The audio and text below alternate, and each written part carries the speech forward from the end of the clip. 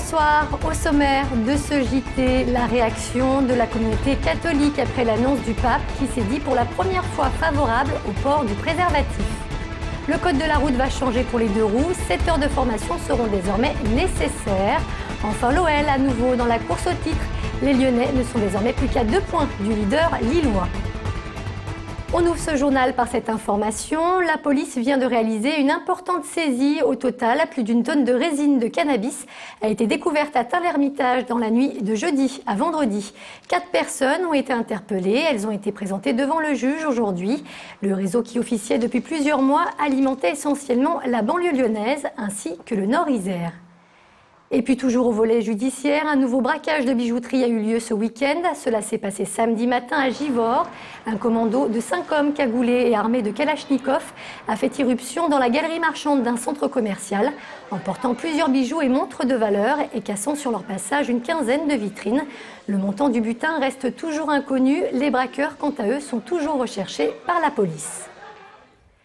L'annonce a surpris tout le monde alors qu'il s'était jusque-là toujours prononcé contre. Le pape Benoît XVI a dans un livre Confession, à paraître demain en Italie, expliqué qu'il était favorable à l'utilisation du préservatif et ce sur certaines conditions.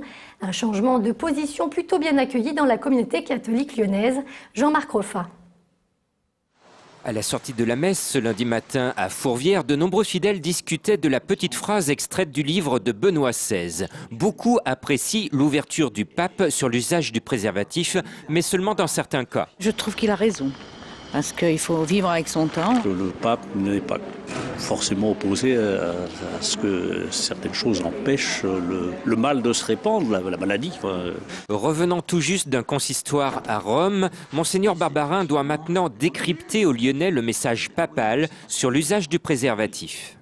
Jamais le pape Jean-Paul II n'avait utilisé le mot préservatif. Et Benoît XVI, oui, explicitement, concrètement, en disant, regardez, il y a des situations exceptionnelles dans la vie des hommes, etc., où l'utilisation du préservatif va même pouvoir être une occasion de progrès pour qu'il y ait une sexualité plus humaine ou respectueuse de la vie de l'autre. Malgré tout, le message de l'Église reste le même. Elle prône toujours fidélité ou abstinence. L'Église a toujours dit que l'union sexuelle c'était à l'intérieur du sacrement du mariage et que le don de son corps, d'un mari à sa femme ou vice-versa, c'est une alliance et c'est le don de toute une personne. De leur côté, de nombreuses associations de lutte contre le sida estiment que le pape reste encore bien frileux sur le sujet. L'opération dure 20 minutes seulement, elle est indolore et surtout elle permet de traiter près de 90% des cas de myopie, de presbytie et d'hypermétropie. Il s'agit du LASIK, une technique jusqu'ici utilisée uniquement dans le secteur privé et qui est désormais proposée à l'hôpital Édouard Herriot. Une véritable révolution dans le domaine de la chirurgie de la vision optique, comme nous le confirme le chef du service d'ophtalmologie au micro d'Arnaud Fora. Les gens du privé en avaient assez de la publicité abusive de plusieurs centres. On avait assez de dépendre de prestataires de services, d'investisseurs qui étaient propriétaires de ces centres privés, en particulier à Lyon, mais dans d'autres régions également. Je ne crois pas qu'il faille dire que ce soit beaucoup plus accessible, les prix s'échelonnant dans une petite échelle, entre 1200 et 1500 euros par œil. Donc il n'y a pas beaucoup de différence. Mais l'hôpital est ouvert, oui, en tout cas à d'autres médecins libéraux qui voudraient venir. Depuis sa nomination au poste de garde des Sceaux, la semaine dernière, Michel Mercier ne cesse de faire des allers-retours entre Paris et Lyon. Toujours président du Conseil général du Rhône, il a d'ailleurs tenu à rappeler aujourd'hui qu'il souhaitait conserver ses fonctions au sein de l'exécutif départemental, et ce jusqu'en mars prochain, date des élections cantonales. Un cumul des mandats qu'il dit pouvoir assumer pleinement. Je suis très attaché à ce département. Je ne ferai rien qui puisse nuire au département du Rhône. Si je suis utile, je reste. Si je ne suis pas utile, je ne reste pas. Je n'ai pas envie de m'accrocher. Je ne suis pas une sangsue. De toute façon, le terme de mon mandat, il reste 2 séances. Alors que vous soyez très pressé, je n'en disconviens pas, ça fait partie de la vie, c'est vrai, mais 2 séances, j'assumerai. Des propos recueillis par Émilie Deschamps. Conducteurs de 2 roues, attention, le code de la route va bientôt changer. En janvier prochain, tous les automobilistes désireux de circuler en scooter de plus de 50 cm3 devront obligatoirement suivre une formation. Objectif, réduire le nombre de tués sur les routes, un chiffre qui a triplé en 10 ans. Les précisions de Benoît d'Autriche. Séance ordinaire sur le circuit Marieton à Vaugneray. Ces pilotes préparent leur permis moto. Au programme de cette fin de journée, exercice de pilotage à petite et grande vitesse.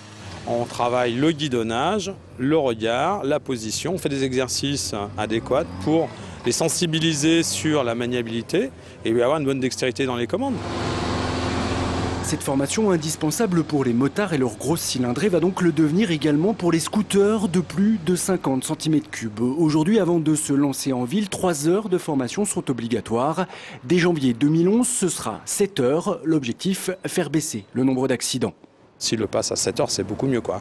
Là, on a vraiment le temps de mettre en place un travail correct où on apprend des exercices adéquats. On peut se mettre en situation pour, au préalable, aller sur la route. C'est même l'idéal, quoi. Les auto-écoles approuvent. Du côté des motards, les avis sont plus partagés, mais beaucoup reconnaissent qu'une formation est plus que nécessaire pour les conducteurs débutants. Si j'avais dû prendre une 125 pour commencer, je pense pas que je serais allée directement sur la route. Contrôler la moto, en fait, la vitesse, c'est pas du tout la même sensation qu'en voiture. Et on se sent vite emporté en fait par le véhicule, plus qu'en voiture. La formation de 7 heures, ce sera obligatoire dès le 1er janvier 2011 pour tous les conducteurs de 2 roues légères et de tricycles à moteur. Chose impensable il y a encore quelques journées à peine, l'OL est à nouveau un sérieux prétendant au titre. Victorieux face à Lens hier soir, les Lyonnais ne sont désormais qu'à 2 points du leader Lille, Émilie Deschamps. L'OL n'est plus qu'à 2 longueurs de Lille, le nouveau leader de Ligue 1. Hier à Lens, les Lyonnais ont donc fait une bonne opération comptable en s'imposant 3-1. Après 45 minutes catastrophiques, l'entrée de Gourcuff et Lisandro a changé la donne. 3 buts en deuxième période pour une mi-temps référence. Un doublé de Gomis, un but de Licha revenu de blessure et l'OL désormais 8e poursuit sa bonne série. Avec un 7e match consécutif sans défaite en championnat. Une Ligue 1 toujours aussi serrée où les 8 premiers se tiennent donc en 2 points et de laquelle aucune équipe n'émerge encore après 14 journées. En tout cas, l'attaque lyonnaise peu en vue cette saison a repris des couleurs et Lyon s'impose pour la 2e fois seulement avec 2 buts d'écart en championnat. À Lens, l'OL a encore montré 2 visages aux Lyonnais maintenant de reproduire leur 2e mi-temps nordiste sur 90 minutes. Aujourd'hui, programme plutôt light pour les hommes de Claude Puel qui sont restés à Lens avant de décoller directement demain pour Gelsenkirchen où ils joueront leur qualification en 8e de finale de la Ligue des Champions face à Schalke mercredi soir. Dimanche, c'est le PSG qui se présentera à Gerland. Cette semaine qui peut ramener le club au sommet est donc déjà capitale pour les Lyonnais qui visent le podium de la L1 à la trêve. En rugby, le Loup, lui, s'est incliné dimanche après-midi face au leader Albi. Résultat 20-15. Les Lyonnais rentrent tout de même du Tarn avec le bonus offensif. Ils sont toujours 3e au classement de Pro D2. Enfin, en basket, l'Asvel sort la tête de l'eau face à Vichy. Les Verts l'ont emporté vendredi soir 70-63. Une première victoire sous l'ère Nordin Grib, nouvel entraîneur de l'Asvel. Un résultat rassurant avant d'affronter les Serbes d'Emo Farm pour le compte de la 2e journée d'Eurocup. C'est la fin de ce JT, merci de nous avoir suivis. On se retrouve très vite pour un nouveau point sur l'information. Très bonne soirée sur TLM.